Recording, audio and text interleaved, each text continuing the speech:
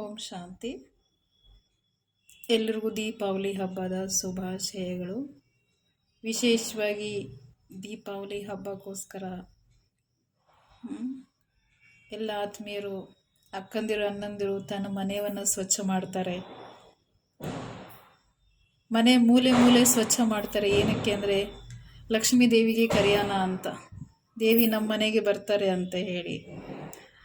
ಆದರೂ ನಾವು ಇಷ್ಟು ವರ್ಷದಿಂದ ಮನೆಯನ್ನು ಸ್ವಚ್ಛ ಮಾಡಿ ಬರ್ತೀರಿ, ದೇವಿ ಬಂದು ವರ ಕೊಡ್ತಾರೆ ಅಂತ ಆ ಮನೋಭಾವನೆ ಇಟ್ಕೊಂಡು ದೇವಿ ಪ್ರತಿಯೊಂದು ಮನೆಗೆ ಬರ್ತಾರೆ ಅಂತ ತಿಳ್ಕೊತಾರೆ. ಅವ್ರ ಮನೋಭಾವನೆ, ಅವರ ಒಂದು ಅಭಿಪ್ರಾಯ ಅಂತ ಹೇಳ್ಬೋದು. ಆದರೂ ಪ್ರತಿಯೊಬ್ಬರ ಮನೆಯಲ್ಲಿ ಸ್ವಚ್ಛತೆ ಇದ್ದೇ ಇದೆ.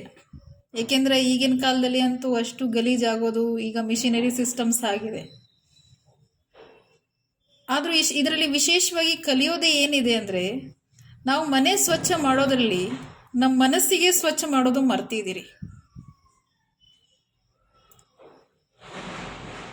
ಸ್ಥೂಲ ದೀಪ ಅಂಟಿಸೋದ್ರಲ್ಲಿ ನಮ್ಮ ಆತ್ಮರೂಪಿ ದೀಪ ಅಂಟಿಸೋದು ಮರ್ತಿದ್ದೀರಿ.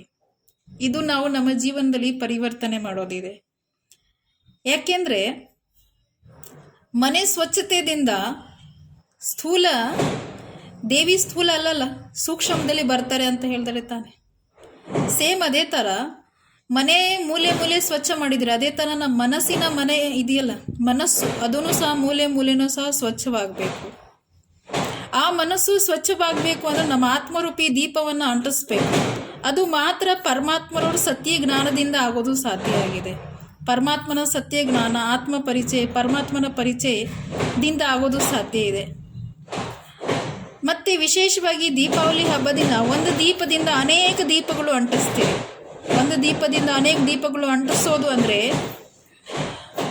ನಾನು ಆತ್ಮ ಯಾವಾಗ ಪರಮಾತ್ಮನ ಸತ್ಯ ಜ್ಞಾನವನ್ನು ಪಡ್ಕೊತೀನಿ, ಪರಮಾತ್ಮನ ಸತ್ಯ ಪರಿಚಯ ತಗೊಳ್ತೀವಿ, ಆಗ ಯೋಗದ ವಿಧಿ ಮೂಲಕ, ರಾಜಯೋಗ ಮೆಡಿಟೇಷನ್ ಮೂಲಕ ನಮ್ಮ ಆತ್ಮರೂಪಿ ದೀಪವನ್ನು ಅಂಟಿಸ್ಕೊಳ್ತೀರಿ. ಆಗ ನಮಗೆ ಅತಃ ಶಾಂತಿ, ಅತಃ ಸುಖ, ಅತಃ ಪವಿತ್ರತೆ, ಆನಂದ, ಜ್ಞಾನ, ಶಕ್ತಿ ಅನುಭವ ಆಗೋದು. ಯಾವಾಗ ನಮಗೆ ಆಂತರಿಕ ಸುಖ, ಅತೀಂದ್ರಿಯ ಸುಖದ ಅನುಭವ ಆಗುತ್ತೆ, ಆಗ ನಾವು ಅನ್ಯರಿಗೂ ಸಹ ಈ ಜ್ಞಾನ ಹಂಚಕ್ಕೆ ಇಷ್ಟಪಡ್ತೀರಿ. ಅನ್ಯರಿಗೂ ಆತ್ಮ ಪರಿಚಯ ಕೊಡೋಕ್ಕೆ ಇಷ್ಟಪಡ್ತೀವಿ. ಆಸೆ ಬರುತ್ತೆ. ಅಂದರೆ ಒಂದು ದೀಪದಿಂದ ಅಟ್ಲೀಸ್ಟ್ ಟಮ್ ಟಮ್ ಮಾಡೋಕ್ಕೆ ಸ್ಟಾರ್ಟ್ ಮಾಡ್ತೀವಿ ಅಂದರೆ ಅರ್ಥ ಏನು? ಒಂದು ದೀಪದಿಂದ ಅನೇಕ ದೀಪ ಆಟೋಮೆಟಿಕ್ಲಿ ಅಂಟಿಸೋದು ಸ್ಟಾರ್ಟ್ ಮಾಡ್ತೀವಿ. ಮತ್ತು ದೀಪ ಅಂಟಿಸುವಾಗ ವಿಶೇಷವಾಗಿ ತುಪ್ಪದ ಬಗ್ಗೆ ಗಮನಿಸ್ತೀವಿ. ದೀಪ ಉರಿತಾ ಇರಲಿ, ನಿರಂತರವಾಗಿ ದೀಪ ಪ್ರಜ್ವಲನೆ ಆಗ್ತಾ ಇರಲಿ ಅಂತ ಕಂಟಿನ್ಯೂ ಏನು ಮಾಡ್ತೀವಿ, ಅದರಲ್ಲಿ ಎಣ್ಣೆ ಹಾಕ್ತೀರಿ. ಅಂದರೆ ಆತ್ಮರೂಪಿ ದೀಪಕ್ಕೆ ಜ್ಞಾನರೂಪಿ ಎಣ್ಣೆ ಅವಶ್ಯಕತೆ ಇದೆ. ಆಗ ನಮ್ಮ ಆತ್ಮದಲ್ಲಿರೋದು ಅಜ್ಞಾನರೂಪಿ ಕತ್ಲು, ಈರ್ಷ್ಯೆ, ದ್ವೇಷ, ಕಾಮ, ಕೋಪ, ಲೋಭ, ಮೋಹ, ಅಹಂಕಾರ ರೂಪಿ ಇದು ಧೂಳು ಇದೆಯಲ್ಲ, ಗಲೀಜು ಇದೆಯಲ್ಲ, ನಮ್ಮ ಜೀವನದಿಂದ ಎಲ್ಲೋ ದೂರ ಹೊರಟು ಹೋಗುತ್ತೆ. ಮತ್ತು ನಾನಾತ್ಮದು ಮೂಲೆ ಮೂಲೆ ಸ್ವಚ್ಛವಾಗುತ್ತೆ.